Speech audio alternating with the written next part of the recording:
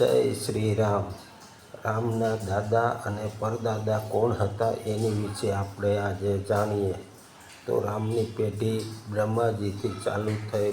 બ્રહ્માના પુત્ર મરીચ, મરીચના પુત્ર કશ્યપ, કશ્યપના વિવિશ્વાન, વિવિશ્વાનના મનુ, મનુના ઇક્વાંશુ, ઇક્વાંશુના કુક્ષી, કુક્ષીના વિકુક્ષી, વિકુક્ષીના બાણ, બાણના અરણ્ય, અરણ્યના પૃથુ, પૃથુના ત્રિશંકુ, ત્રિશંકુના ધુંધુમાર, ધુંધુમારના યુનાશ્વ, યુનાશ્વના માધંતા, માધંતાના સુસંધી, સુસંધીના ધ્રુસંધી, ધ્રુસંધીના ભરત, ભરતના અસિત, અસિતના સગર, સગરના અંશમંજન, અંશમંજનના અંશુમન, અંશુમનના દિલીપ, દિલીપના ભગીરથ, ભગીરથના કકુસ્થ, કકુસ્થના રઘુ, રઘુના પ્રબુદ્ધ, પ્રબુદ્ધના શંખણ, શંખણના સુદર્શન, સુદર્શનના અગ્નિવર્ણ, અગ્નિવર્ણના સિદ્ધરજ, સિદ્ધરજના મરુ, મરુના પ્રશુશુક, પ્રશુશુકના અમરીશ, અમરીશના નહુજ, નહુજના હયાતિ, હયાતિના નભાંગ, નભાંગના અજ, અજના દશરથ, દશરથના રામ.